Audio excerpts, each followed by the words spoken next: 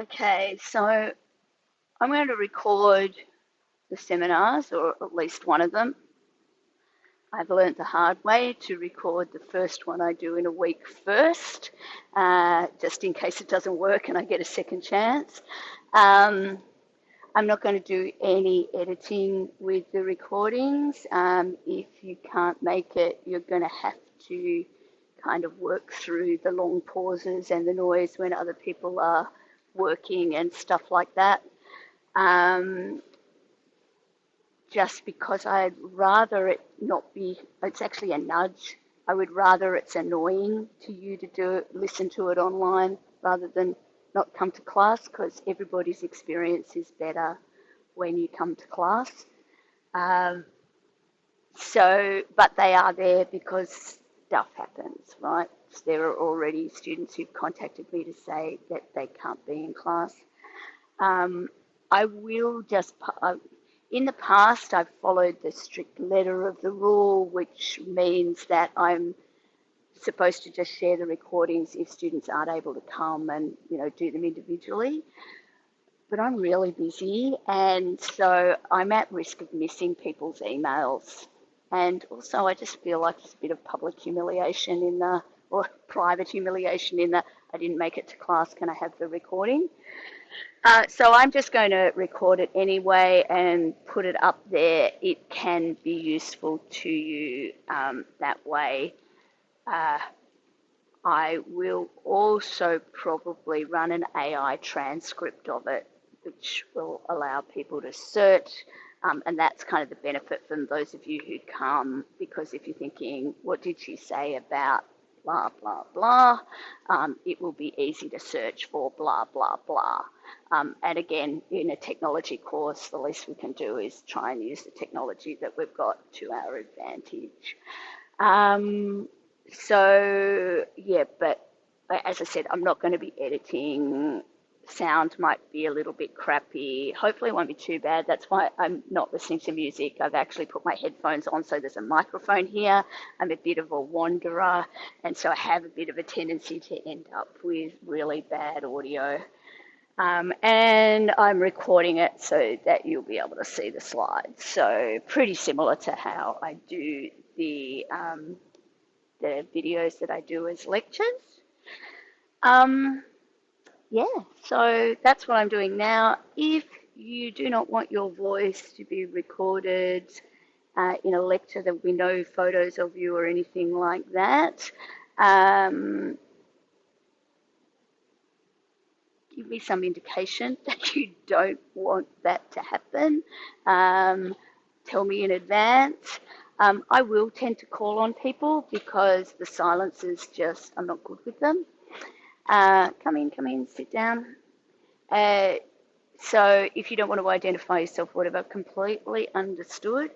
I would like to let you know that from my point of view, the absolute worst thing that can happen is if I ask a question in class and somebody gives me the right answer straight away. That's the thing that's going to piss me off. Like, it's really annoying, partly because it limits our conversation. I never really know if you've given me a good or a right answer because you understand it, or because you've flicked ahead on the slides, or you've just been lucky. And I certainly don't know if everybody else in the room understands. So don't be shy about throwing in an idea or a concept or a question. I think questions are more interesting than answers. Picasso said sometime in the 70s, probably in Spanish, computers are boring. All they do is answer questions. And I think all of you will have known with generative AI, you can see the better the question you ask, the more likely you are to get a good answer. You're training to be professionals, lawyers in business. You will not be hired because of that knowledge that is in your head. You will be hired because of your ability to apply the frameworks and the rules, to ask the right questions, and to think about the world at large. So that's my little introduction to recordings. My name is Catherine Nolan, Please call me Kath or Kat. Uh, Mrs. Nolan, Ms. Nolan sounds like my mother. She would not be very good at this job. Maybe I'm not either, but like I still think I'd be better than her. So where we are, just in case you are wondering, is in what is this stupid subject called? We are in Law 2604. It's not a stupid subject. That's just me talking to myself. Legal considerations of AI, big data, and blockchain, possibly in that order. Thank you very much for your patience with me. This keeps happening to me. I end up with reasons that I need to travel and it messes things around. 2 semesters in a row. I actually think it'll be fine. Thanks to a few of you came to the online shoot, so I won't mess around with too much of the background. And I know a number of you have watched it as well. I don't there's not a lot that we would have been doing in week 2 anyway. I actually think a week 13 shoot is more valuable to you because that's a big assignment at the end and it requires you to pull a whole lot of things together.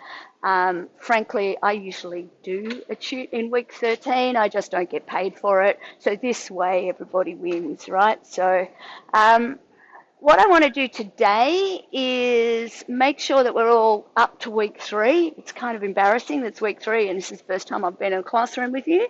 Make sure we're all in the same place. I really want to do it in the context of talking about our assignments. And I want to focus this week in particular on liability and responsibility, and in particular the law of torts and how we think about tort and how businesses think about liability or the potential risks for liability when something goes wrong. We'll expand on thinking about who should be responsible as well. So, yeah, come in, take a seat. So good to see so many of you here. I hope this continues. Okay, is that going to work? Sometimes I've let it fall asleep. Okay, so let's put this straight into a context straight away. How many of you have selected an industry, a company, and a technology for your assignment? None of you. Awesome. Some of you probably have, but you're just keeping mum, and that's okay because we will. I'm going to explain the logic of why we're doing it because we get a lot of questions about this particular, like, can I do this company? Can I do that company? And then we'll kind of work from there and we'll apply for that. So essentially, the entity that you choose needs to be an Australian company. I put and in there, but I think or is fine as long as it has operations in Australia. Why? Because this is legal considerations and it's Australian law for the most part. So if you pick a company that has no operations, no connection with Australia, you're going to be in a world of pain trying to find relevant legal considerations, and your grader, who will be an Australian lawyer, either me or my colleague Chris Russo, we will look at it and say, well, I don't know what the laws of Tanzania are. I don't like no idea where to start. So unless you really give, yeah, it would just be really difficult. So it needs to be Australia. Also, it needs to conduct all or some of its operations digitally. Why? Because we're talking about 3 emerging digital technologies: AI, big data, and blockchain. Now, technically, if you're really interested in something that has no connection with the digital world at all, I don't know, you must be a mega hipster, but go for it. We're going to need to find something that they're going to do digitally. Now, ideally, you would stick with the same company the whole semester. So there was 3 assignments, all relating, and they build on each other. So has everybody had a look at what the assignments are? I went through them in the first tutorial. But basically the fiction is that you're an intern at this company that you want to work at. And I say you want to work at it because effectively the more interested you are in what this company does or what the industry is, the more likely you are to get interested in the research, to do a good job. And frankly, the more interested you are in what you write, the more interesting your papers are. And I have to read a lot of them. I get bored easily. So entertain me. So it could be a law firm, right? Law firms do business digitally. Like they might, we have digital courts now. Even litigation can be digital. But the way that they interact with their clients, the way that they manage disputes, the way that they manage their files, most of that is digital. That's kind of easy. Media is a digital business these days. It doesn't really matter what it is if it's interesting to you. Some of the best papers that I've read last time we went through involved the policing, federal police. Technically not a company, right? It's a government entity, but it's impacted by these technology. If your industry is impacted, then you're going to be able to deal with it. So the idea is stick with the same company if you can. If it turns out it's not taking you anywhere and you're not interested, you can change. Nobody's really going to care. I'm just suggesting that you try and stick with the same company because the research that you do now, because this is quite a small assignment and it's going to require you to do a bit of research, get a bit of understanding about the industry, etc. If you do that now, you've got it for the next assignment and the one after that. And it starts to raise questions. The thing about research is until you've done it, until you've read the paper or explored the website or read the rule, you actually don't know whether it's going to be helpful or not. A big part of a research skill is not only finding things, but when you think about it, it's narrowing down to the stuff that matters. So you will find things doing this research if you do it well, but it's not relevant specifically to this assignment. But you don't have to throw it away. Put it in a folder, treat it with love and care, come back to it for the next assignment and the one after that. That's why I'm suggesting stick with the same industry, stick with the same company. Technically, you can, if you wish, make up your company. I would do that with some care because on the whole, people who make up the companies, if you just decide you want to have a startup in robotics that go into space, like Elon Musk Jr., you can do that if you wish, but on the whole, it takes a lot of research to come up with meaningful insights about that business or startup, right? When you pick a business, particularly if you pick an Australian ASX listed company, you can go to the ASX website and download their annual report.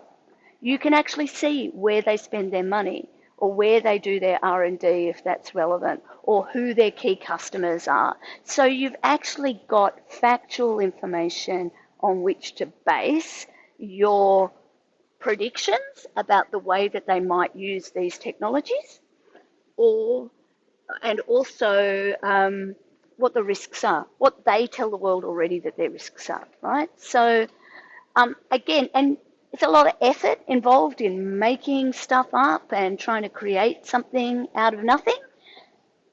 Why do that and then have a grader saying, oh, well, actually, as it turned out, I've worked in facial recognition over the last couple of years and X, Y, and Z make absolutely no sense to me. And you're saying, but I was told I could make it up. It's like, yeah, you can make it up, but like it has to be meaningful and real, okay?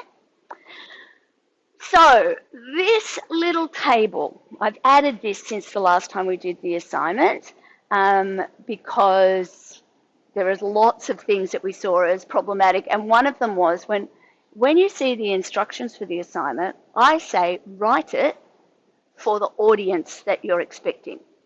So if, for example, let's pick media.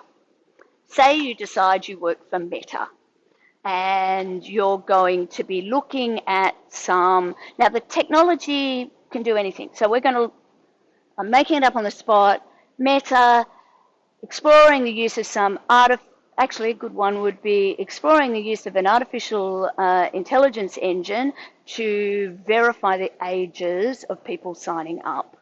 So that's something that there's a lot of policy push for at the moment, and there's trials running, and the South Australian government have even said that they're going to mandate a minimum age for use of social media of 16, and that they're going to require the social media companies to verify the ages in some way.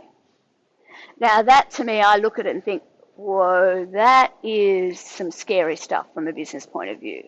Like, how do we do that?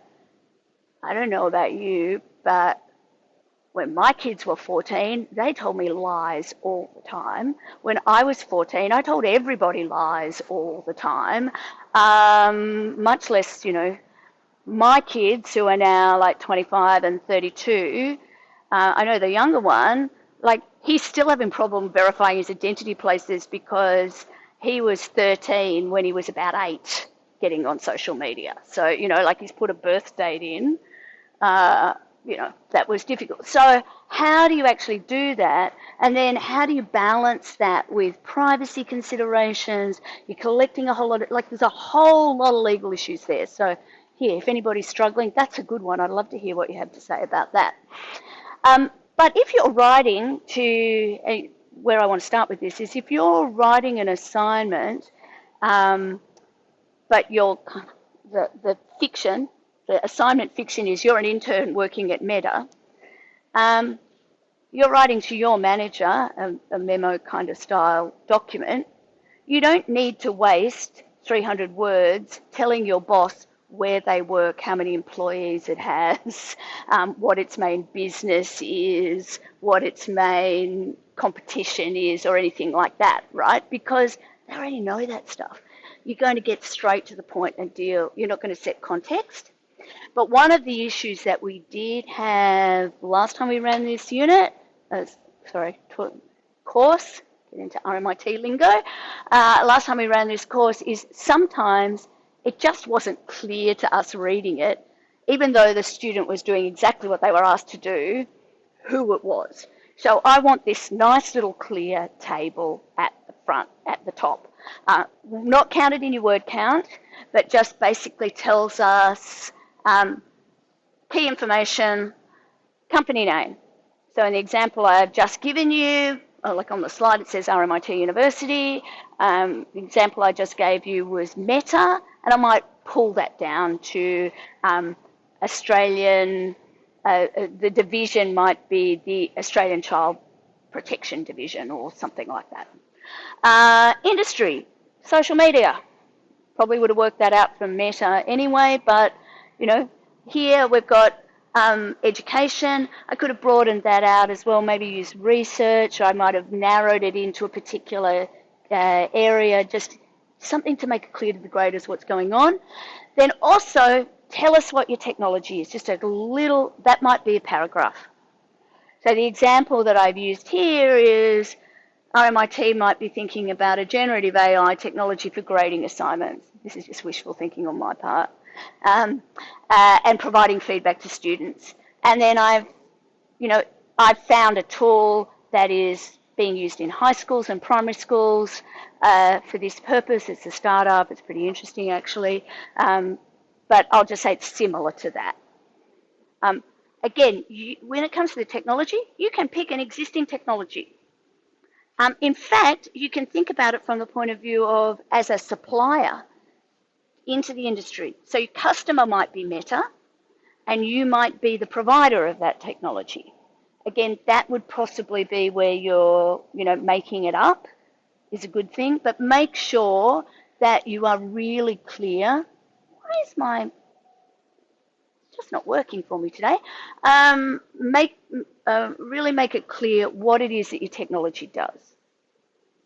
So again, just saying generative AI technology doesn't help me. Generative AI technology that verifies the age of applicants. Generative AI technology that learns from previous advices given at a law firm and generates pleading documents or first drafts of advice or reviews contract documents. And again, if any of you are brave enough to tell me what industry and what company you're thinking about, we can workshop what those kind of things are. So narrowing to a good choice is really what I'm trying to talk about here. It's like start with an industry that you're interested in, then pick a company in that industry that you might like to work for. Especially for those of you in third year, if you're not already looking for graduate positions, actually a little bit of research on places that you think you might like to work is going to make you significantly better equipped to make that application and to do that job interview. Think about a way, and the last week's content, so week 2 lecture content and the content in the week 2 Canvas will help you. Think about an application of AI or big data. This time just limit to AI and big data. You'll look at blockchain going forward. AI or big data, think about those, how they impact. And so once you've actually got those 3 overlapping, that's what I want you to be writing about. Okay, I don't need to know everything about the company that you're interested in. I don't need to know everything about the industry you're interested in. I want you to be identifying how that company in that industry might use this technology, how it might disrupt. And again, I'm using disrupt in the way that Clayton Christensen uses disrupt. In the and there's material in week 2 looking at disruption, but actually I've got a slide on it later. We'll get to it. Another way of thinking about this is just I think about it as a funnel like this. Start with the industry, narrow to a company in the industry, narrow to, actually the step I haven't written in there is the thing that the company does or a particular step in the process. It's not going to be everything. We cannot think of an AI that's just going to change the way that Meta works. You probably want to narrow down then into Instagram or into any of its sub-businesses, and then a particular thing that it needs to do. You know, some sort of AI that's going to address its advertising business in some way, or that's going to help it with a compliance requirement, or something that interests you. And then basically, once we narrow down, we're going to look at what the risks are, but I'm only interested in the legal risks. So again, part of the exercise will be actually identify a number of risks and categorize them, but then tell us which ones are the legal considerations and give some recommendations to what you would do.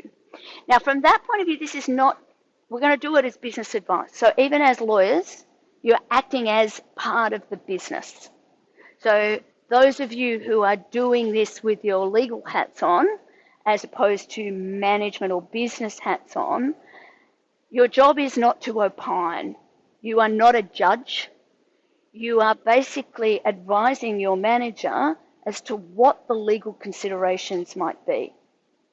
This is one of the rare subjects in a law degree, for those of you who are doing a law degree, where the answer we all want to give, I used to think this myself when I did law exams back in the day, I'd get this long problem. It's like, how would you advise Fred? And it's like, I'd advise Fred to get a real lawyer, not ask me in a room full of 400 people and with 2 hours and no internet.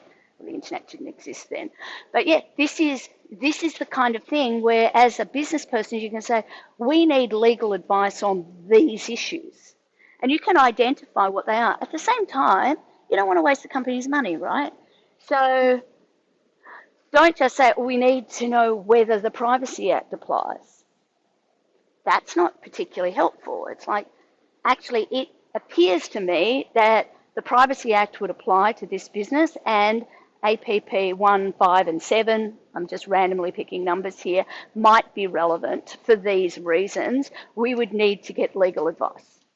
Now, sorry, one of the things I hate, there are many things that I hate, by the way, about the new way that we do this, is that I do lecture recordings for like a future week, and then I turn up to do a shoot for this week. So yesterday, I did all of the lecture recordings on privacy and data protection. So that's like right up in that, like in the front of my brain, but you haven't got to that yet. So, but both privacy, Oh, and that's the other thing for this one with legal considerations. There's going to be a whole heap of other ones. There might be intellectual property considerations. There might be company law or director's duties considerations. There might be contract law considerations. You specifically asked, and this is a change from the assignment from last time around, again based on feedback from students, let's narrow that specific requirements are liability considerations, focus on tort, which is this week's content, and privacy and data protection, which is next week's content. And all of next week's content is already there for those of you who want to take a running go at it. And this assignment from memory is due at the end of week 5. Okay, so focus on the legal considerations. Questions, concerns, frustrations? I didn't ask, but can you hear me right down the back? Excellent. I have my outdoor voice on, but let's see how we go. The other thing that the task asks you to do as part of the process is to identify stakeholders. What's a stakeholder? Anyone? Please.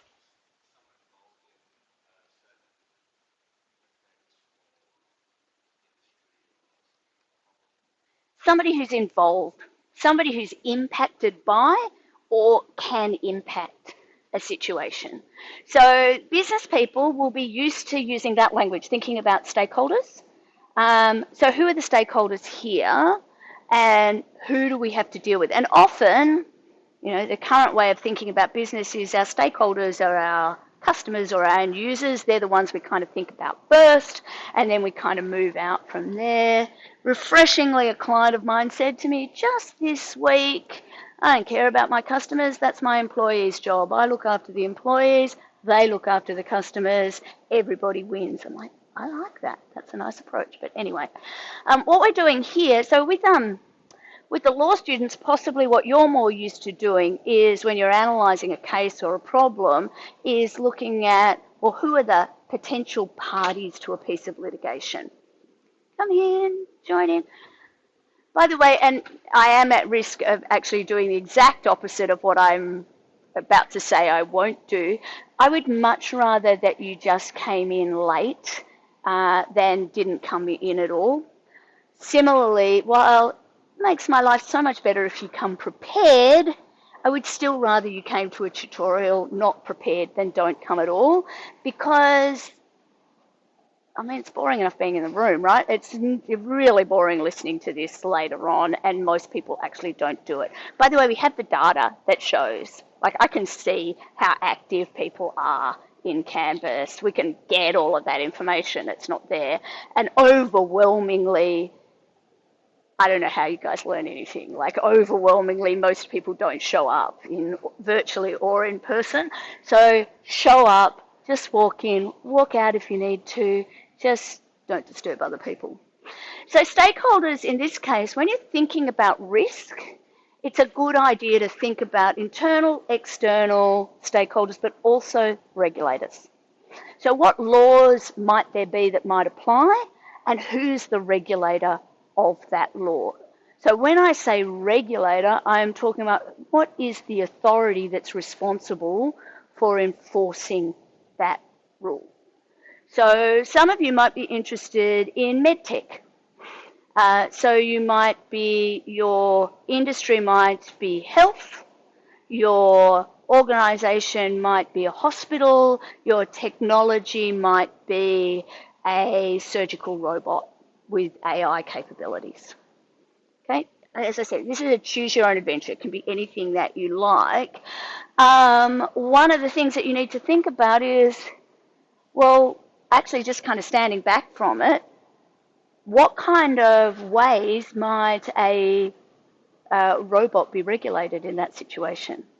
I'm pretty confident, without looking at any legislation, that if I tried to perform surgery on, I was going to say any of you, but anybody, chances are that I would be doing so without a license. That medicine, like law, will work on the basis that you're not allowed to hold out that you do it or actually do it unless you have a current practicing certificate or whatever the medical requirement is. So if we've got a technology or an artificial intelligence, some sort of bot that is doing what it is that a human who needs a license to do does, replacing them, then we kind of need to think about, well, who regulates that and what's their position? When do we cross from something being a tool to actually doing the thing that you need a license of some sort to do? And what would those questions be looking like? So you have to think about who the regulators might be. And they will be different from every industry. So, like drones are regulated by CASA, for example, so flying drones. But there are lots of robotics in lots of different industries now. So when do you go from being a tool into replacing that? Now, again, whether or not that becomes relevant or not, identifying who they are and also identifying what they say. Now, one of the dirty little secrets that lawyers forget to tell business people is most regulators provide guidance. In fact, it's a dirty little secret that most law lecturers don't tell law students, that regulators will provide guidance. So it's not law, but essentially they will provide guidance notes or papers that say this is what the law is, this is what we think that means, and this is how we're going to enforce the law or deal with it. And one of the most valuable things when you're thinking about a regulatory environment.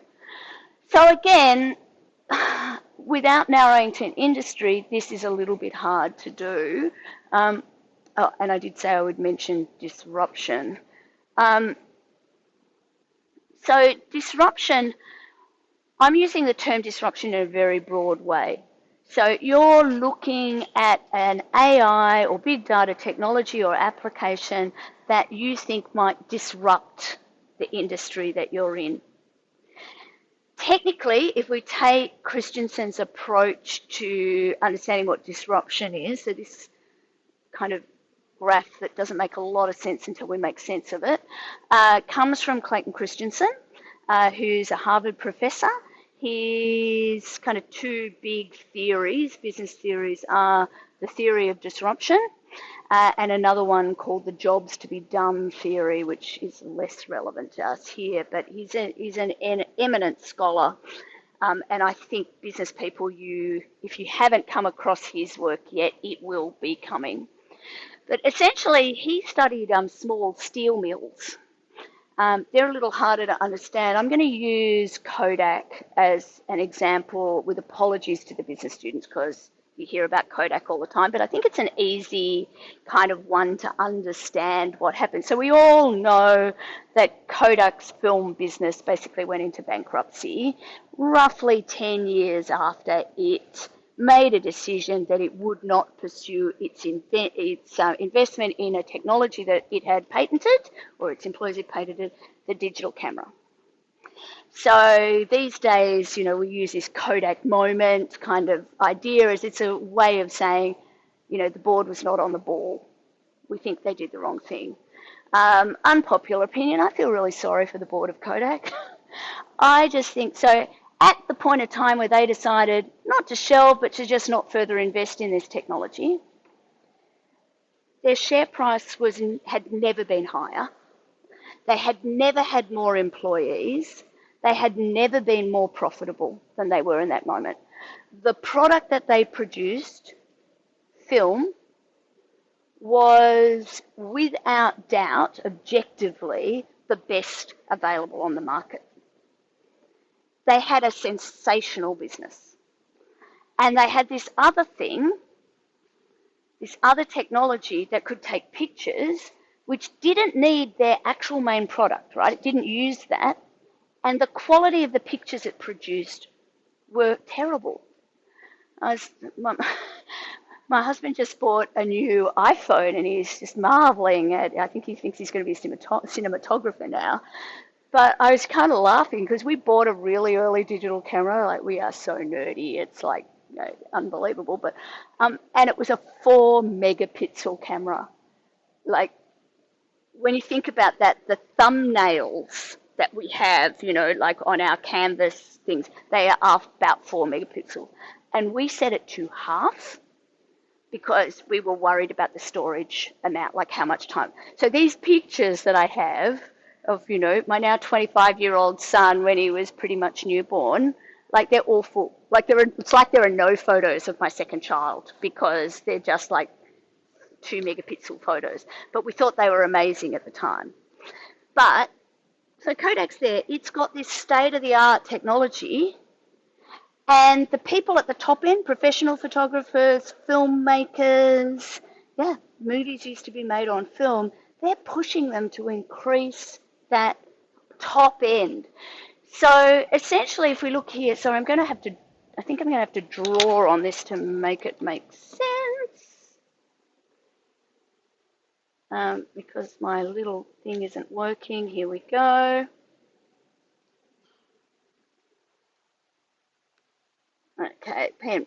So basically, the most profitable end of the market for them was up here.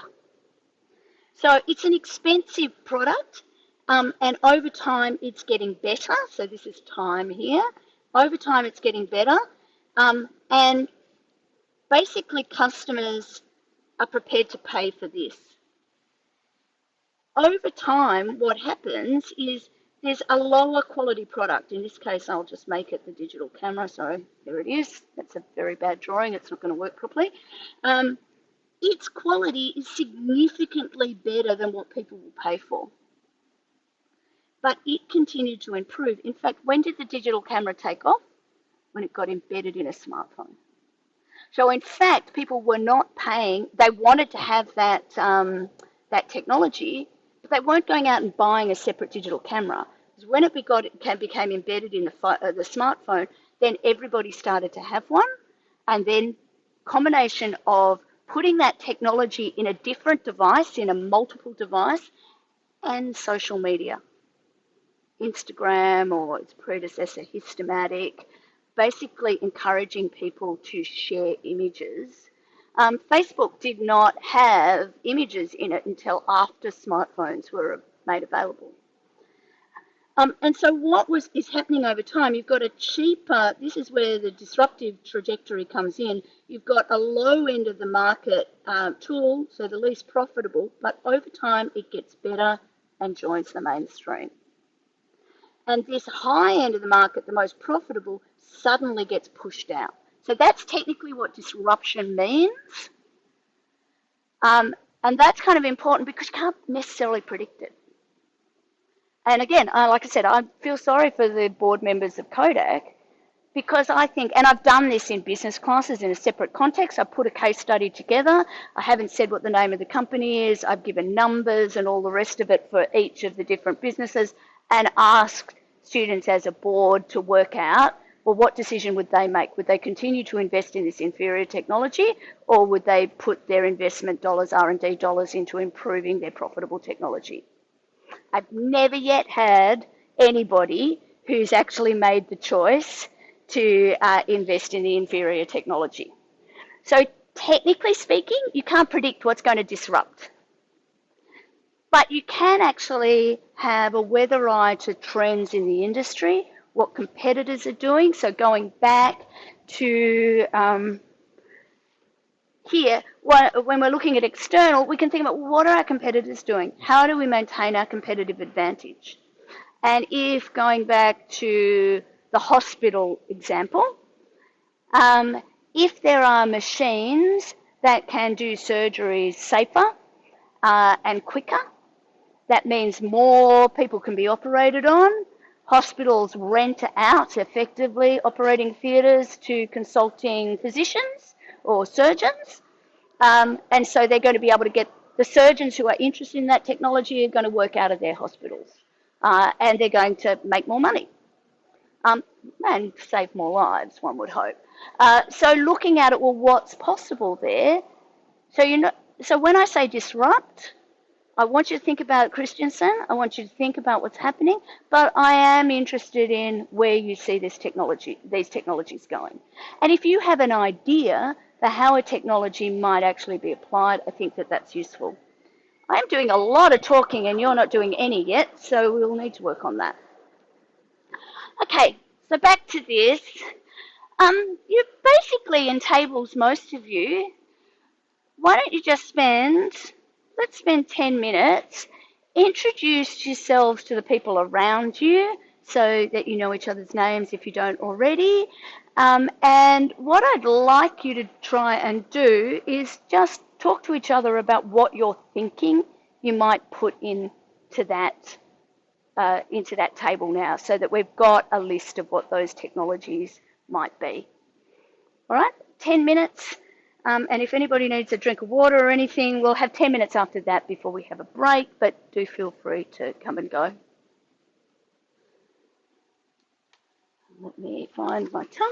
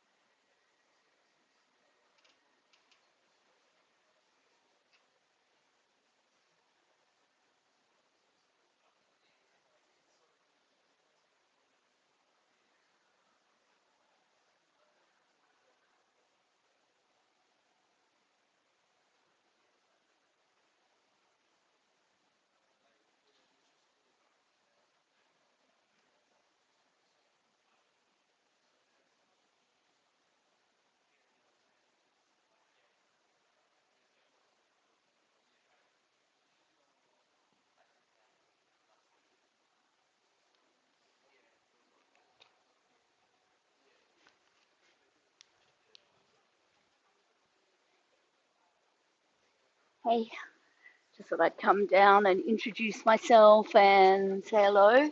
Um, so, who have I got here? What's your name? Bravini, Elsa, Jerry, Surya, Rafa, James. Very nice to meet you all. I will do my best to remember. I'm Kath. So, have any of you got any ideas yet about what you're thinking about? Film industry, interesting. Lots happening there. We might just get rid of actors altogether. I know. So, yeah. So interesting. Have you thought about a tech yet, or? I think it's just like the research how they're using like actors and they're like using them for like different scenes instead of actual acting and all that. Okay, so like the application of deep Yeah. fake Yeah, technology to yeah. actually kind of, yeah. So Produce. moving out of the uncanny valley into the Yeah. world of action, really interesting. And again, so yeah, thinking about that, week five, next week five, so it'll come out next, the beginning of next week, the lecture. The lecture is actually a discussion rather than standard ones with another academic here, Nicole Hurst, her name escapes me, but she studies of all things technology and intimacy. So we have a bit of a discussion about, well, let's face it, the internet, which drives everything that we're doing, is essentially all of the development has come from pornography, gambling, and defense. They're the underlying industries that kind of supported the technology we have now. So, some terrifying things that are happening with pornography, but those technologies could also be used in completely different ways. I'm not saying that pornography is necessarily bad, like, it's just like, but the unapproved use of somebody's image. Like if it's like disrupting laws and stuff, I guess Yeah, when it comes to yeah, the film industry. yeah. Well, it's totally changed. So those Yeah. technologies could be used in the same way, Yeah. and it's kind of changing a range of different things. So what does that mean? I think that's really interesting. Anybody else got an industry that they're thinking about? Not yet. So I'm going to start sort of collecting some of them and just getting them up there. So I think that's, yeah, I think that's really interesting. There's plenty to choose from. There is nothing that is not being affected. Um, and yeah, so keep thinking. Hey, just thought I'd come and introduce myself. Your name is? Lockie, Brandon, Justin, Jackson, Ron, Ryan. No, I haven't got them all, but I will. Have you thought about industries, any of you? What are you thinking about, Lockie? I gotta go some kind of like super or something. Something like Superannuation? yeah. Well, my background is fintech, so I'm very interested in the way those things work. Well, I've been out of fintech for more than 10 years now, out of direct. So um, part of my background is I left being a partner in a law firm to become a in-house counsel with one of my clients, which was a financial services technology, which at one stage my son said to one of his friends when he was small, "You better be good, because the worst punishment we can get is mum will tell you what her company does, and it's so boring." And so literally what this company did was predict corporate outcomes, corporate actions. So a company called Premium, it still does it now, and we created separately managed accounts technology. So I did the legal stuff around that, and then the subsequent one that we did, Domacom does a fractional investment. So that doesn't use AI so much in it, but yeah, there's some really interesting stuff, and I'm an out and out socialist basically. So I think if we can get the costs of investment down and the outcomes of investment up, it's a good thing. And basically, as problematic as it can be, AI, it doesn't have the ego of your standard stockbroker. Yeah. So there are lots of things that we can do there. What you're saying, there's actually like a lot of people have used it to like get stuff and put it against like the S&P and stuff, and it usually tracks pretty similar. Like the people like a goldfish has predicted the stock market as well as Yeah. the S&P, so it's not too hard. So it's mostly what this whole system's about, all the legal implications. Yeah. But no, Well, I was just thinking about, well, and again, you need to be licensed to give financial advice. yeah, So is predicting stock outcomes, if that's where you're going, or, like there's so much stuff that AI can do. One of the best things about Australia is we have compulsory contribution superannuation, right? It's one of the key things that got us through the GFC.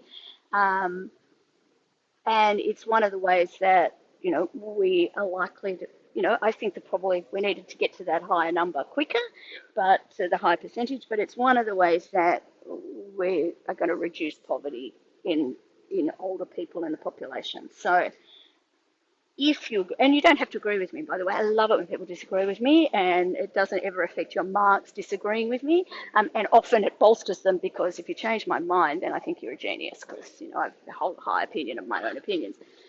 Um, but superannuation or financial services products, they're sold, not bought. Nobody gets excited about seeing a financial planner or having to make decisions. And it's really hard to envisage like what saving $10 now and putting it to super is going to mean in your future. And like you guys at your ages, you can probably do the maths. If you put $10, just 1 week's $10 into your super, what would that actually mean when you're 65? The magic of compound interest, right? And one less beer a week in super. My son and I have regularly talked about some kind of, like Google or Chrome thing where just before you buy something online, it calculates if you put that into super or on your mortgage or whatever, like what it'd be worth. And it's like, but we've been too lazy to get around to doing it. But actually these days I should do it because it's AI easy. Well, and that's the thing, people stop, but actually, are there ways that we can use AI in that context? I don't know. What about you, Ryan? What do you think about?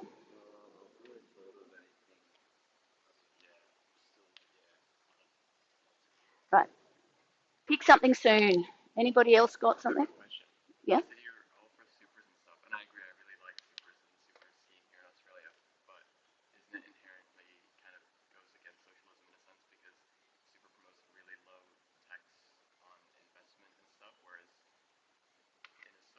My,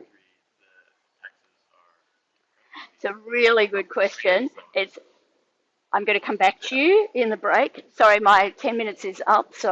But it is at the end of the day, a lot of things we're going to talk about here will actually make you take an ideological stand. And yeah, there's a link. If you go back, so I can't help myself.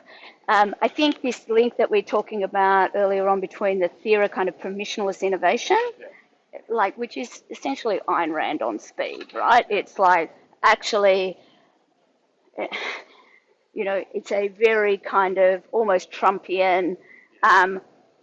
If you make money, then you're clearly a good person and require respect, through to actually then when we go to the other extreme, it's like everything needs to be regulated. I think we sit somewhere in the middle.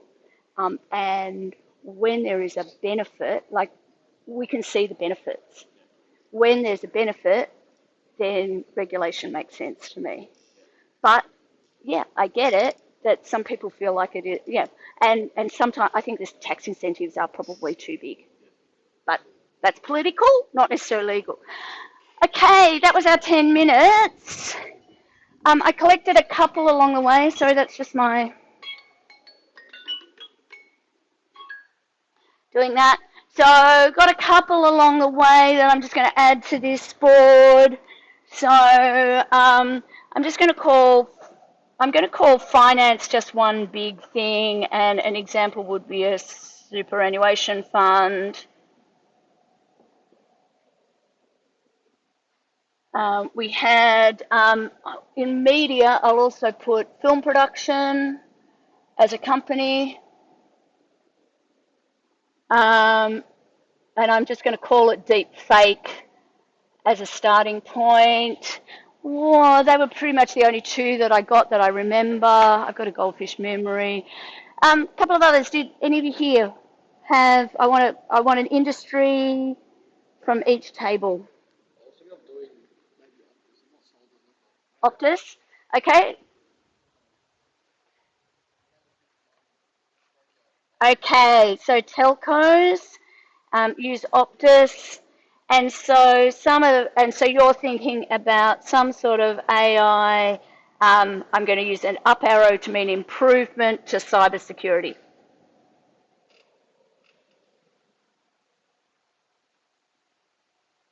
Again, don't have to be sold on anything now. I just thought if we collect a bundle of things, it's actually going to inspire some of you. I don't mind if you do similar or the same things. I just mind if you do the same work. Um, somebody from this table, anybody come up with something? I'm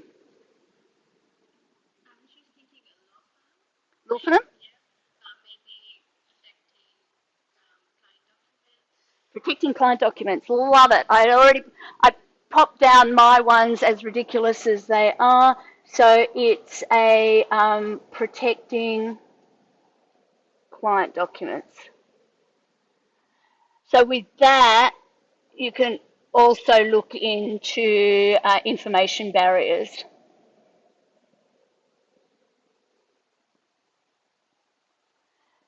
Because that's kind of interesting too. And one of the things I'm really interested in when we look at AI, because AI can learn, and even with freely available products now, we can put something like ChatGTP or that OpenAI technology, we can constrain its learning to a fixed set of data.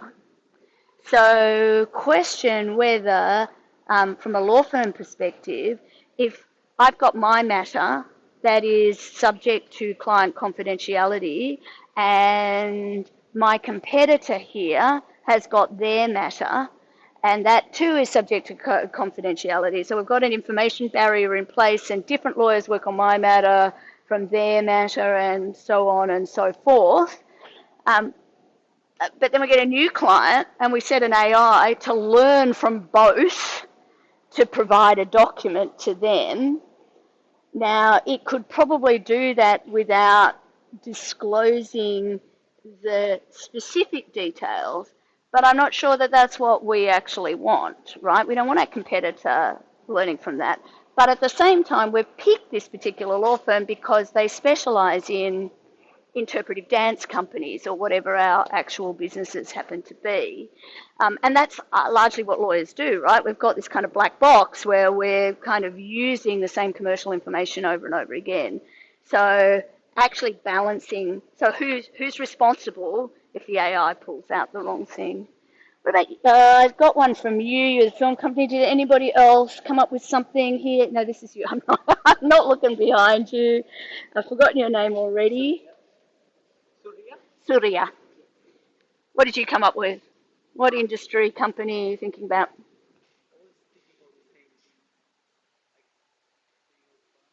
A law firm?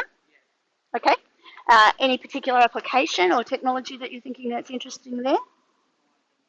Not at the moment. Again, lots happening in that space. Other places that might be interesting to the lawyers is lots happening in document automation. And so like the creation of pleadings or contract documents and also document review. Basically, and discovery. Basically all the stuff that junior lawyers used to do. What about you guys? Anybody? I was thinking in the media field with AI generated imagery in Adobe. Okay, interesting. So film again. I'm just going to pop these here. I'll just put broader film. So, and I've got deep fake here, but I'll also put Adobe AI imagery. Now, any of you are interested in AI imagery and that sort of thing, a really good company to look at is Canva. Canva has won a lot of awards for its ethical use of AI. It's an Australian company. Many of you will have used it for a range of different things. Actually looking at what they've actually done and then thinking about how to take that to the next level or what new technologies might be coming in. That could be a really interesting one for those of you interested in imagery in particular. What about you, gentlemen over here? There's only three of you, so somebody has to. I thought about doing something in the public transport industry. Okay, public transport is fantastic. Maybe something in like the trams. You can use an AI driver because I mean, they're already. Yeah. And trams, let's face it, they don't even need to turn, right? They don't swerve. Public transport is a great one. Um, or um, or automotive. Now, actually, automotive comes up a lot. Last year, we had a lot of people wanted to do something in automotive, and then suddenly, oh well, I can't do very much because Australia doesn't manufacture automobiles anymore. Like, actually, Australia is a significant provider of technologies into automotive. And so there are lots of things that are happening in automotive that are absolutely relevant. And if you're looking at that industry, I know I've done a case study on, can't remember the name of the company now, something Vision, which is an Australian company out of Canberra, which has technologies that use cameras and AI to recognise when drivers are tired. One of the things that they've done is they've looked at the EU safety regulations and realised that this kind of technology is going to be required in in large transport vehicles, before they can actually go on the roads in Europe, so as part of the European safety standards. So sometimes you can move backwards. If you're looking at your industry and thinking, how is it changing? For an industry like automotive, we've got significant changes that are happening. You know, the electrification of vehicles, changes in safety standards, the reduction in and changes in where vehicles are being manufactured. I mean, 10 years ago, nobody would have thought that China would be an automotive producer at the levels that it is globally now. But clearly, a lot of Chinese companies, BYD and others, have taken opportunities because of the improvements in batteries technologies to push out their businesses. And I find that really interesting. I drive a electric vehicle that was made in China, and it's collecting data all the time. That of itself is really interesting. What does it do with that data? There are lots of things. I mean, I think one of the easiest way to describe the connection between AI and big data is to think about Waze or Google Maps. Do any of you most of you use those products? You know, when you're in your car, sitting in your car or somebody else's car, depending on how, and you see that big red ahead of you, and it tells you to divert. How it's doing that is all of the people in cars, the cars themselves now, but previously their mobile phones as well, are pinging up to satellites. And the satellite's seeing a whole lot of data points. There are lots of cars, lots of mobile phones on this stretch of road, and then using its artificial intelligence to both come back and say, there's a traffic jam ahead, calculating how long it's going to take you to get the way you're going, and suggesting an alternative route. That is just data, right? It's data and processing. So there's so much happening in automotive. There is a lot to do there. Don't be shy about it. So auto, trams, self-driving. And again, there's lots of part of this week's content is directly on that question of who's liable if things go wrong.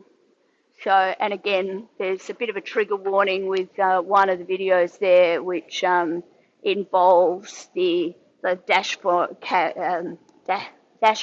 footage of the Uber test driver that hit and killed a woman on a bike. So don't watch that if you don't want to watch it. Completely understand that. But the questions are really interesting. Who's responsible? Is it Uber? Is it Volvo who made the car? Is it the person who was in the car who was distracted and on her mobile phone? Who's responsible? And then also what can be done about it in the future. If Volvo wants to continue to make self-driving cars, but they need to have somebody to hit the brakes or to do something, override in an emergency, how do they make sure that their driver, the responsible driver, stays awake? That in itself is a really interesting technology and a really interesting opportunity for us.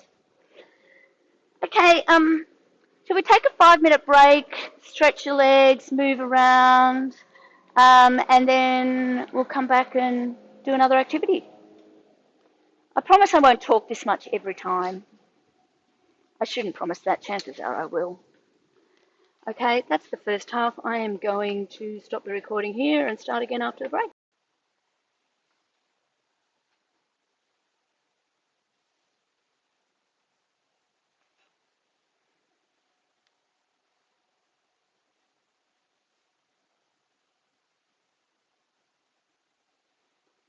Um,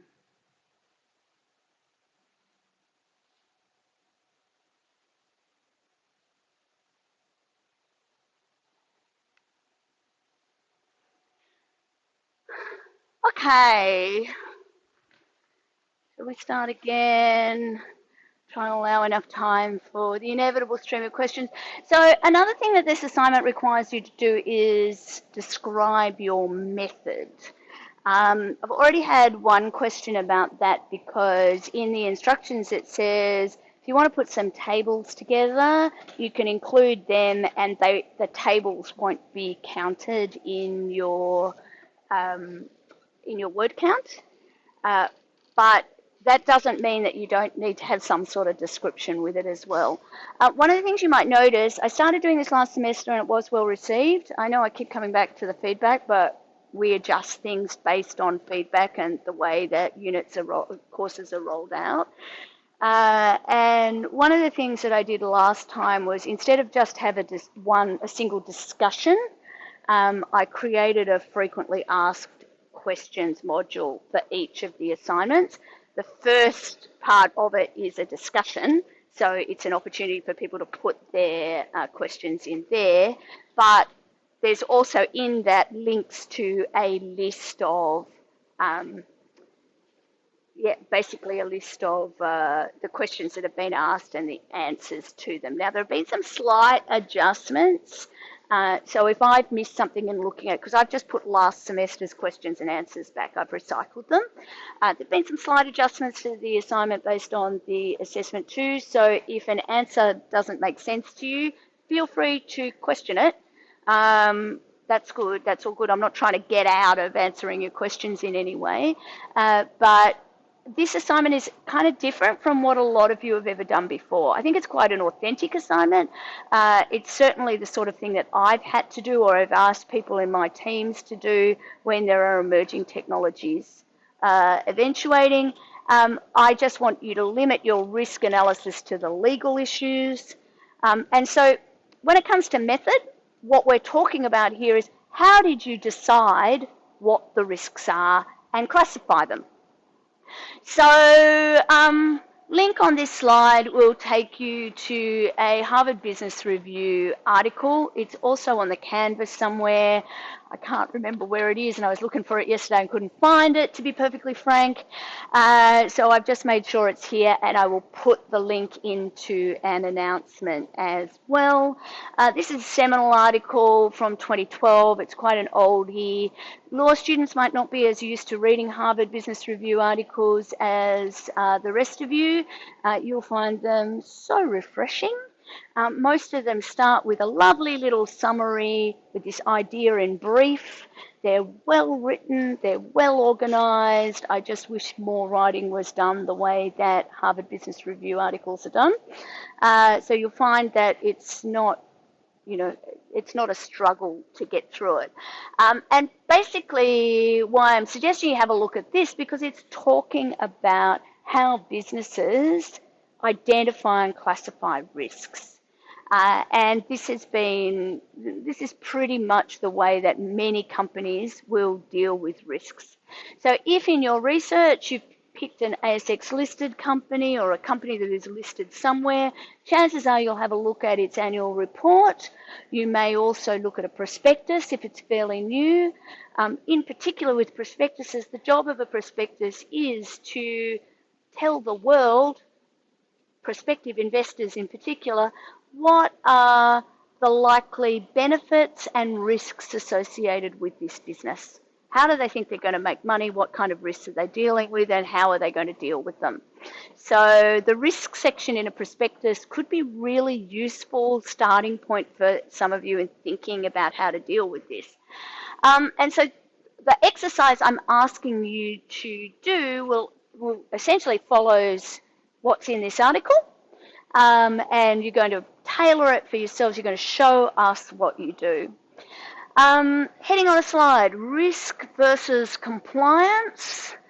In this kind of sense, I'm going to say versus. One of the things that you business students will notice if you haven't done a law subject before, just to confuse you, and just because we want to charge extra money, when we talk about the name of a judgment, where you see the V and you want to say versus, because that's what they say on TV in American shows, I will most likely say and. I can't tell you why, but that's the way Australian and English lawyers say out loud what's written down when it comes to a case. So when we're talking about, so one of the cases that talk about in negligence in this week's material is the very famous nail in a bottle case, which is called Donahue and Stevenson, not Donahue versus Stevenson or Donahue v. Stevenson. But here it's colloquial language, and I just thought I would point that out as I went. So essentially, one of the things I want you to start with is a table like this one that comes from the article, which is basically setting out, okay, why are you going to use this technology?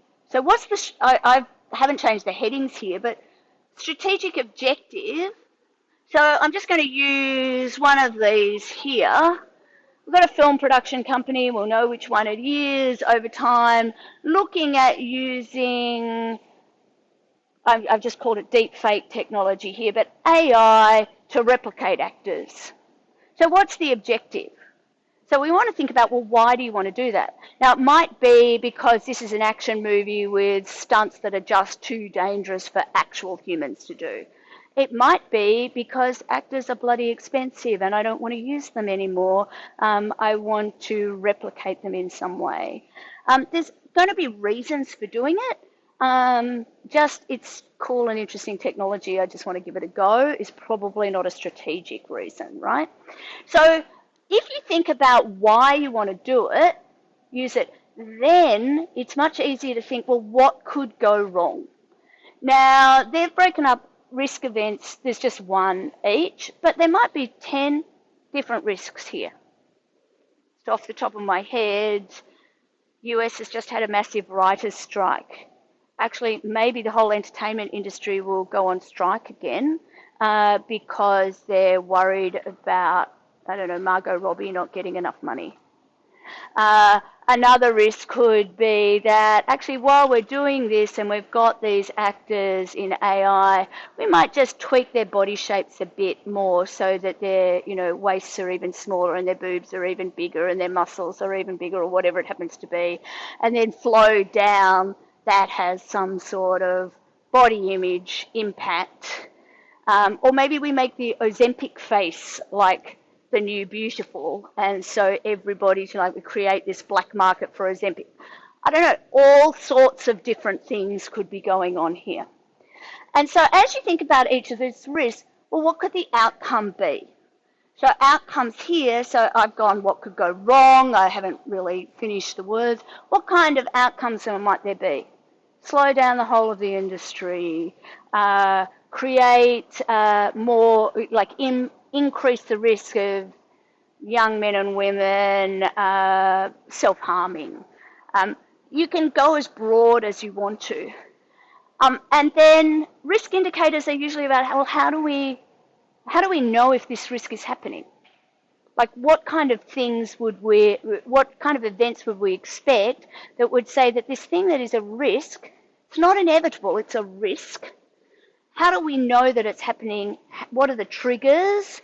And are there things that we can do to prevent those things from starting, etc.? That's where you're thinking about it. I'll talk about the likelihood and consequences table in a minute because I think that is a really important part of what you're going to do. And then, well, what kind of controls? So in business speak, we call these controls. What are the ways that we can prevent or limit this risk event from actually occurring? And then this last one, I didn't realise I've clearly forgotten to what I've The last one, accountable manager, I would ignore that. But if you really want to go the whole way, you might think about, well, at what level of authority? Is this something that the CEO would decide, or like the lowest non-paid intern, or somebody in between? So this is a thinking exercise, right? It's just really about identifying what are the risks, and you're not just doing this once, you're doing it for each of the risk events that you're kind of coming up with a view to ending up with mapping them on a table. So mapping them on a table, this is a really standard way of doing it, and we're using basically probability on one side. How likely is it that this thing's going to happen? And then if it does happen, how severe would the outcomes be? And really, I want you to limit to legal considerations. So either risks that directly impact the company or the entity that you're working for, its ability to comply with the law, or its risk of being sued. So risk of breaching a law, its risk of being sued, its risk of being found to be responsible for something. Or we're particularly looking also at privacy, its risk of going outside of the privacy law. And the ones we're most interested in are the ones that are up in that top corner. So if we've got something that's hardly ever going to happen and really have no impact, I'm not interested in it. And again, it is important with this, you don't have a lot of words, so you will do a better job if you show us that you have identified a whole heap of potential risks. You've narrowed down to 1, 2, 3 at the most that are the most relevant and interesting, and you've made recommendations in relation to those. Okay, questions, concerns, frustrations, suggestions? Hope you don't mind me animating my writing on the slide. It's much quicker than actually writing on the slide, but I can't help myself when I do it. It's like, so identify as many risks as possible, narrow them down to the legal considerations. So one of the things, we talked about automotive before, and so if you're interested in automotive and self-driving cars, then you might be interested, really interested in, there's a risk that people won't buy our cars if we don't have, I'm interested in AI gaming. I want to put AI games in the consoles in the cars to keep people entertained while they're driving, and that gives us a competitive advantage, and there is a risk that our competitors might copy. I don't really care about that risk, right? Like for our context. But if the risk is our drivers might be distracted and not be aware that they need to override the safety controls and kill people, that's an important risk for us to think about. It may not need a legal mitigation. It might be that, okay, we're going to put gaming in the car, but the only way we would do that is if the kind of control was, if the car is alerting you that it needs assistance, all the game screens will go off and it'll beep at you or something or other. So I'm really bad at making these things up on the fly, so I probably say stupid things, but can you see the way I want you to think about it? And even with the legal considerations, it is smart to, particularly if you are a business student, because these things are, you're going to have to learn about these laws as we go. It is smart to stick to civil liability for causing harm, so what we call tort law in particular, who's responsible, and privacy. So this week's content, next week's content. The other thing from your methodology that I think is going to be difficult is thinking about, when I say difficult, let's reframe that to one of the ways that you can stand out and show us that you have thought about this and that you are smart about it is when you think about probability and impact. So just kind of like, I don't know, that's going to get you started, right? That's how everybody starts, just kind of thinking about it. But particularly on the impact side, thinking about, well, what can this mean for what's important to this business? So, for example, let me try and think of a good example, and nothing's coming to me. Um, you're looking at health, you're looking at hospitals. One of your strategic reason for wanting a diagnostic AI is to attract doctors who come from a particular specialty into your hospital. So that's your strategic reason. They want this access to this expensive AI, so they're going to come to your hospital. And there is a risk that there'll be social media backlash. Like, actually, that is probably, I mean, these days, it's quite likely that there will be comment on social media. What is the actual impact on those doctors turning up? It's probably insignificant. But insignificant in that case isn't, well, it's not going to cause serious injuries or illnesses either. But actually, our strategic objective is attract doctors. I'm thinking it's pretty unlikely that doctors are going to care what's being said on social media. But if the diagnostic has been trained on, let's say, data that's been unearthed from concentration camps during the Second World War, like it's generally accepted that scientists do not use data that was collected by the Nazis in concentration camps because of the unethical way in which it was collected. But this is an AI. It's just using data, right? It doesn't know. It's not making judgment. If it's been exposed to that data, it might use it. That could have a whole heap of other repercussions and actually affect the doctor's decisions. So think about that. And so often what you'll be doing here is on the impact side is thinking about, well, what does that mean? And the impact might be different depending on what it is that you're actually doing. So law firm, for example, if you're looking at an AI technology that is reviewing contract documents, actually impact could include that it gets it wrong initially. Well, and the process for that and your control might be, well, nothing goes out without a lawyer checking it. But if it gets so convincing or the lawyers get lazy, it might be that it is wrong and then there's a negligence action. And so we might go from insignificant, well, if it gets it wrong while it's training, it doesn't really matter because it's all being reviewed. That might sit in insignificant or minor.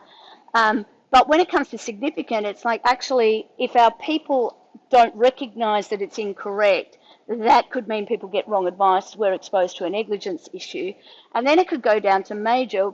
Actually, then there could be a legal practice board and commissioner inquiry complaint that leads to lawyers losing their practicing certificate. So it goes up the chain.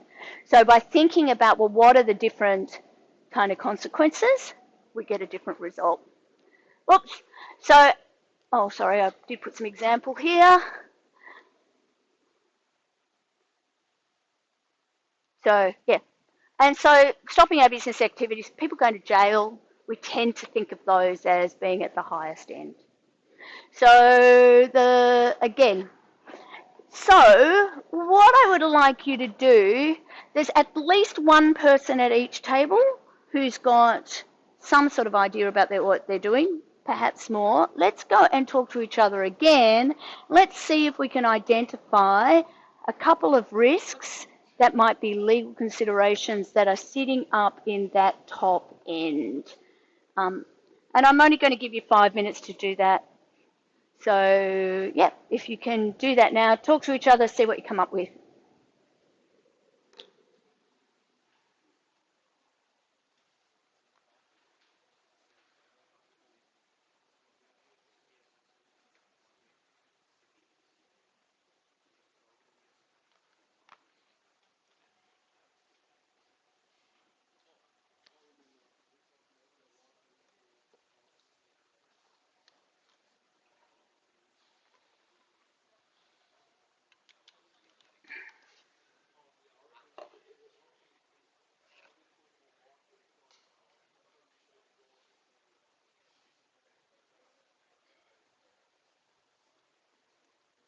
What did I put?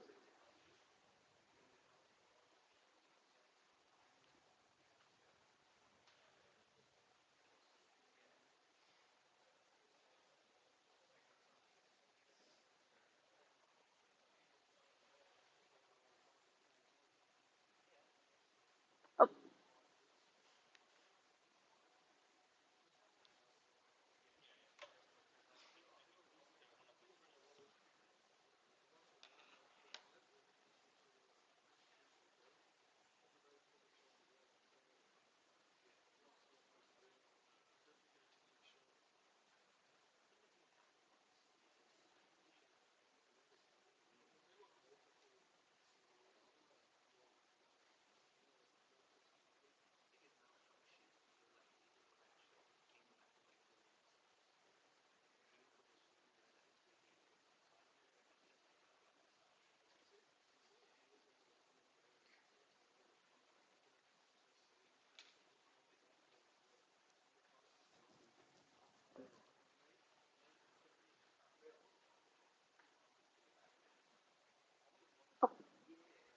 sorry, just yell out.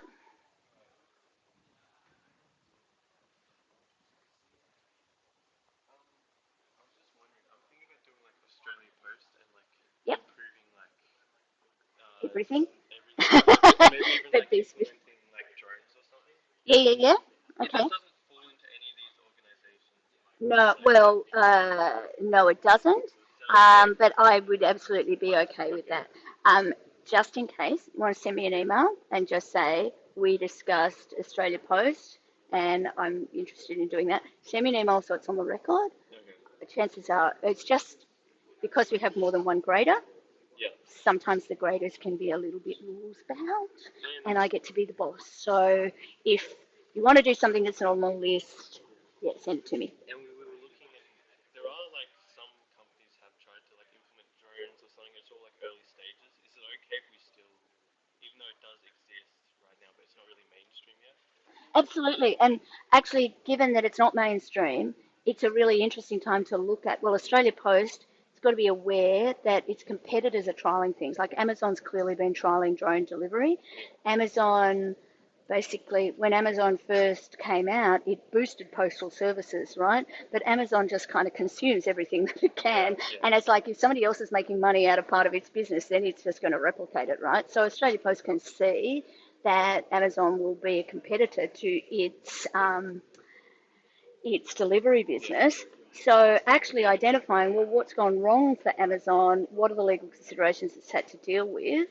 Um, what kind of things can go wrong? And what would you need to do to deal with it?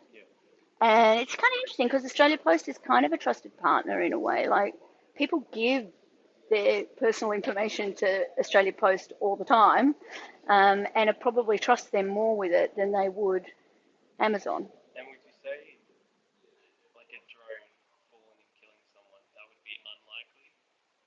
Well, I think partly you're going to have to do some research about the technology, um, but on the whole, I mean, it's a big sky, drones, like, but if you're using AI to program it and the AI somehow thinks that a person is a house or a letterbox and tries to stuff a parcel in the mouth of a person, that would be, but the consequences would be high, but it would be kind of unlikely.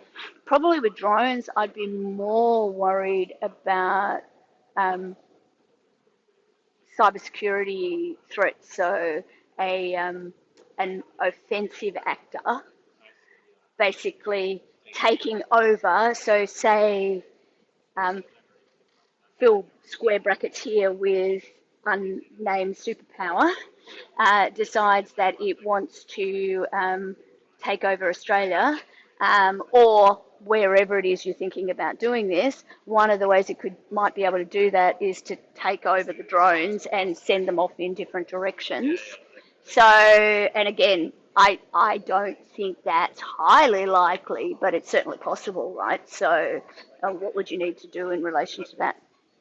Okay, there's your 5 minutes. A few different things that came up in that discussion.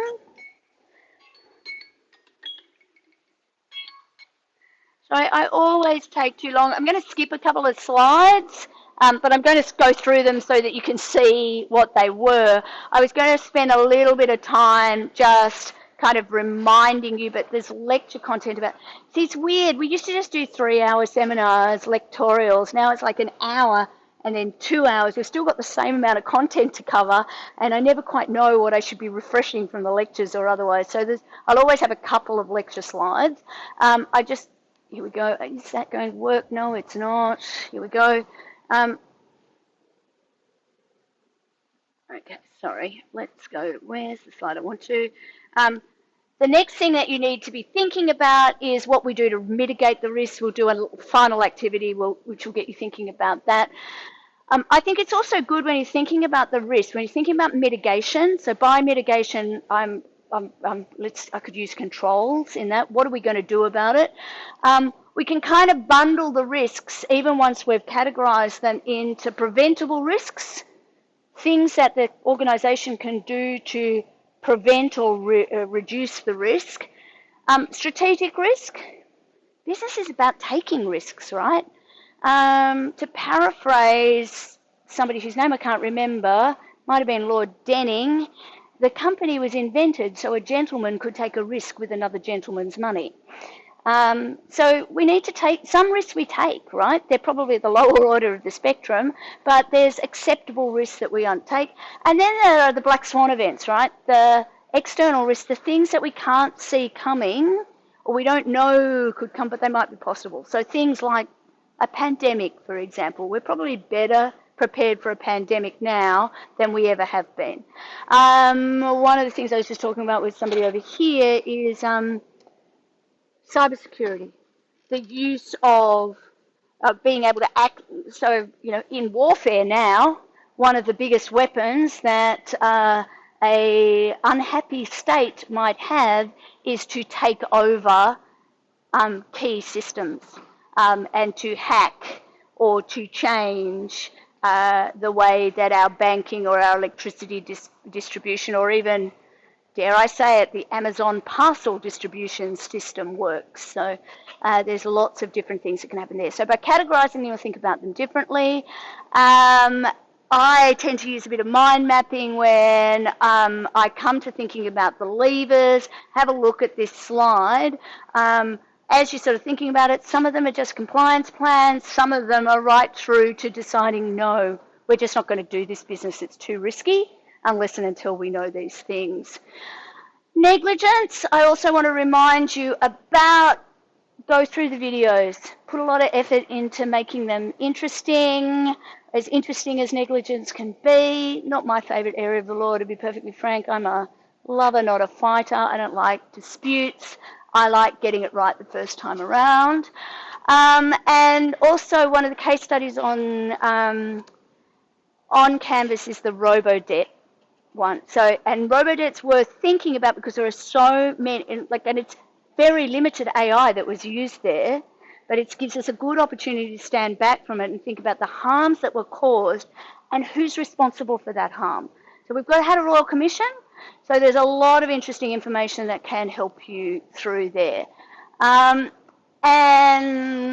so this is what I want us to do now as we finish up, sorry.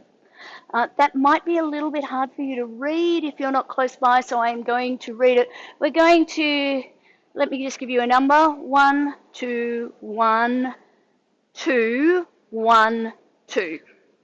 Okay, not unsurprisingly, if you got 1, you're going to think about data protection and privacy, and if you got 2, you're going to think about discrimination and bias. Okay. Data protection and privacy is a little bit hard. I don't want you to actually think about how the law works. That is the week 4 content. You're moving forward into that. But data protection and privacy is relevant to all of these. So I just want you to think about it. Our scenario is we have a medium-sized technology company. It's recently implemented AI-driven HR software, human resources software, to streamline its recruitment process. Anybody who's applied for a job on Seek knows this happens every day. Software automates candidate screening, conducts can't say anything today, background checks and uses machine learning algorithms to rank applicants based on their fit for open positions. The company believes that the software will help it save time and resources by efficiently identifying the most qualified candidates. Okay, so that's our technology. Our industry is recruitment. Our company is, in this case, let's just call it HR consulting services. Its customers come and say, I want you to screen these millions of CVs to get me the absolute right candidate. I've identified 2 potential legal considerations or risks: data protection and privacy, or discrimination and bias. Want you to think about actually what kind of things could go wrong with this kind of technology at your table level within that area, and then also think about what could the company do to prevent that, and think about who would be liable. So with the data and privacy, don't worry too much about what the law says at this stage. Just try and identify, well, what harm could happen? Think about it in a negligence context. What harm could happen if this information is leaked? Okay? Everybody understand? Talk about it at your table, and then we'll come and gather in 10 minutes. We'll gather some insights before we finish up 5 minutes early, like a good girl.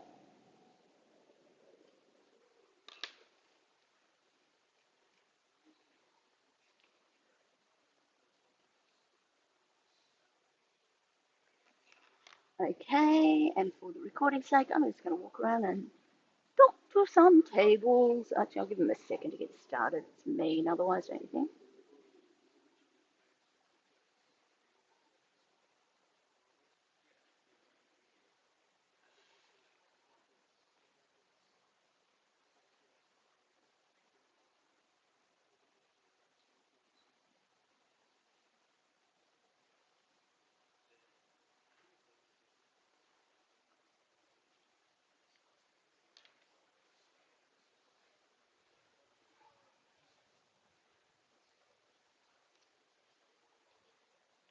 Um,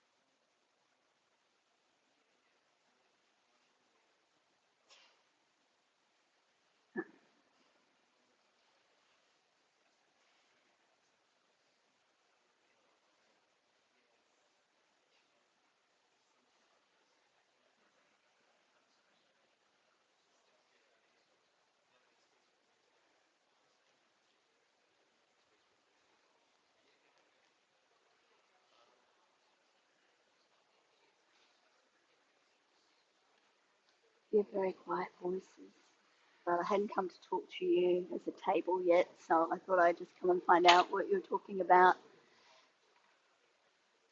We were just talking about how ChatGPT and other AI programs have been found to have a bias towards certain political agendas. Yes, So if that can happen, they can same thing will happen with respect to race, age, and gender as well. absolutely. So one of the case studies that's on Canvas from last week, I think, is the compass algorithm. So it looks at, so that particular technology was used to help in sentencing. And so what it would do is take in a whole lot of factors, but it's AI driven, so it learns. And so one of the things in this big database, the information that was provided to it included the race and also the areas in which perpetrators lived. And so essentially it was predicting that white people who lived in middle class areas were less likely to reoffend, and black people who lived in lower class areas were more likely to reoffend. And so the sentencing was adjusting. So if that learns that way, one of the things with an HR algorithm, when you think about it, it's like actually every successful person who has ever held this position has been a woman of colour. So we are not going to employ cis white men. Um, if only there was an algorithm that actually came to that conclusion. But so far, none of them seem to have done so. But hey, let's give them the benefit of the doubt, right? So actually, one of the questions then becomes, well, so one of the reasons why with the compass algorithm, first it had race, so they pulled race out, but of course race is directly correlated with where people live in parts of the US. So just actually having their address helped like push that, because we don't know how they learn, right? So sometimes the obvious things come out. So the bias piece can be really interesting, and also that hurts. I mean, it hurts candidates clearly, but it also hurts the businesses. Like there's plenty of science that shows us that if you want to get the same results, keep doing the same thing. If you want to get better and different results, you need to try different things, which includes diversity in a broader sense. So absolutely on the right track. Can't help myself. I just lecture, don't I? I'm not really made for this facilitation business. So thinking about that, who it hurts, what can you do to stop it, and what that means from a legal position as well. Like what damage could be. Because like, is anybody really harmed by applying for a job and not getting it? Like, are they? But wanting the job is not the basis on which you get employed, right? Yeah, I think they would. And deciding that you're not the best candidate for the job for a range of objective reasons is different from excluding you from consideration because you have a vagina. Or actually, biological sex, as we've all learnt in this last week or two, is much more complex than that. So I should stop saying things like that. So not having the correct set, an easily identifiable gender or colour or whatever it happens to be. So think about that. How we're going? Just look here. Let me say another 3.5 minutes. You're gainfully employed. Okay, and I can't talk to you. I haven't talked to you before. How are you guys going? Which one are you talking about? Two again. So what are you thinking? Um, we basically just summed it down to the worst that can happen is people just discriminate against based on the characteristics that they've listed on their resume. Mm-hmm. So I think there needs to be a human factor involved where AI is like separating into like yes, no, unsure. Because humans are never biased. Of course, but at least you can't do everything in the end. No. So at least there'll be something there to improve So, that. absolutely. So humans are a really great control. I'm being facetious, and that's my job to challenge you, right? But think about too, what kind of data can you limit the data that it's trained on? So the Compass case study that was part of last week's materials, I think, which is about a recidivism algorithm. So which was basically trying to predict which kind of criminals or people who are accused of crimes were more likely to commit another crime. And very quickly, the external researchers were able to show that if you were black, it was more likely to give you a larger sentence than if you were white. And so then they stripped the race data out, but actually, particularly in the US, people who live in particular zip codes, look at me using the fancy language, they're more likely to have similar racial groups. So even just knowing where it lived, because we don't know how it learns, right? Also, just having its a name is more likely to be associated with a particular ethnic group or otherwise.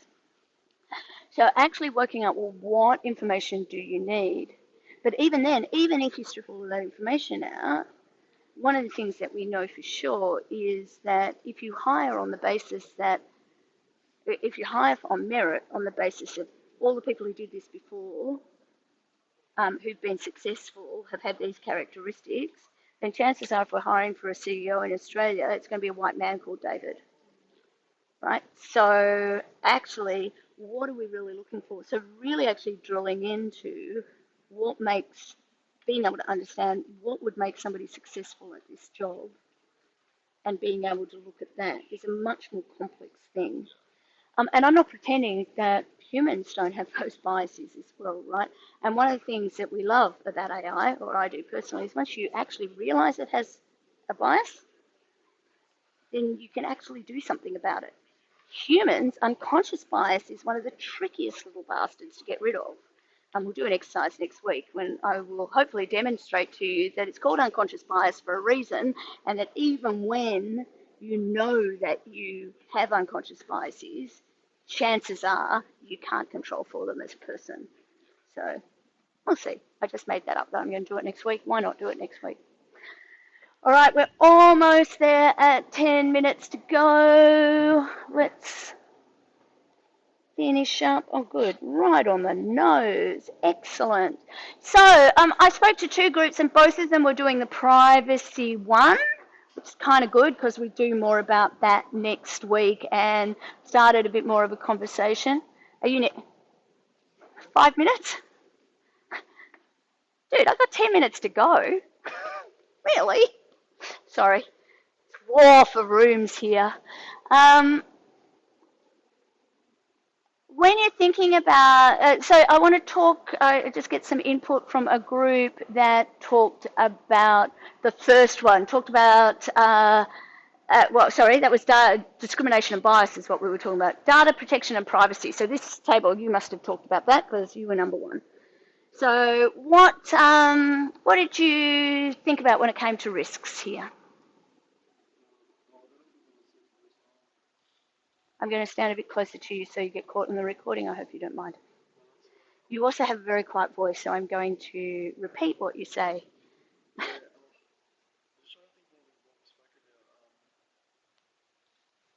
Help him out, guys.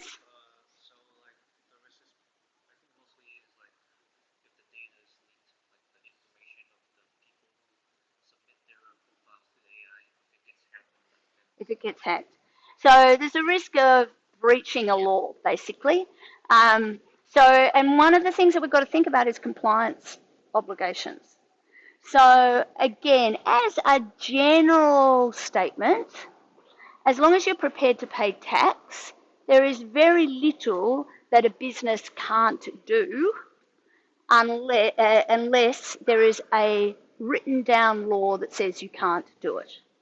Now, the question of who's responsible can be a bit complex. So, for example, I think we don't even look very far. You can't go around killing people, right? Unless you're in the army and actively involved, or there's some tiny number of outs. But on the whole, you can't go around killing people. But the law doesn't say companies can't kill people. What the law does say is things like companies have to maintain a safe workplace. And then we've got the law of negligence that basically says that if it is foreseeable that your employees will suffer harm or your customers will suffer harm, and they do in fact suffer harm, and they suffer harm that is directly related to your breach of your duties to maintain a safe workplace, to hold people's data securely, and they actually suffer damage, then you have a claim against them. So part of what we're thinking about here is, part of what we're thinking about with data protection and privacy will be, there are laws, we're going to learn about them next week, that say this is when you have to maintain people's data securely. But on the whole, there may not be direct damage as a consequence of somebody's data being leaked, depending on what kind of data it is. So if you're leaking data that has my name, address, my passport number, my driver's license number, my date of birth, and my mother's maiden name, then, and hackers get hold of that, chances are, we can see, they can use that for identity fraud, and then either me or my bank are going to suffer damage. And so if the holder of that information didn't hold it securely or in an appropriate way, then there may be a causal link, as we would call it, in negligence to me directly. Then we'll talk about the laws that sit over the top of that. One of the things I think you'll find interesting next week, for those of you who have not thought about it, is actually Australians do not have a right to privacy. There is no such thing in Australia as a right to privacy, and not all collectors of your personal information have any obligations to comply with the privacy law either. In fact, the smaller they are and the less likely they are to have good systems in place to maintain your data, then the less likely it is that they actually have to comply with any laws in relation to your data, which is kind of scary, but hopefully a reason for you to pay attention to what's going on next week. And when we think about that, so that's why tort law can become relevant. We still have other laws. So if we say, I'm going to look after your data, and then you don't, then in fact something like the Competition and Consumer Act might say that that is a promise that you've made that was misleading or deceptive. So you might be able to get in that way. There might be tort. There's a whole heap of other ways. But the best way to mitigate that risk is to not collect data that you don't need. And to think about the kind of data that is being used by these AI systems. Does it need it? And is there a risk if it has it, which goes to the second question here. Is there a risk if it has this information, colour of your skin, your gender, where you live, that it's going to make assumptions or predictions about you or the applicant for the job that might be biased or discriminatory as well? On that rather unhappy note, thank you very much for your time and attention today. It is valuable and I appreciate it. Look forward to seeing you all, I hope, next week, and a few others who couldn't make it today. If you have questions, concerns, frustrations, compliments, suggestions, bring them to me. I'll be out in the corridor after this because clearly somebody wants this room. I just need to shut my stuff down and make sure I save the recording before you ask me, because otherwise it will be ugly.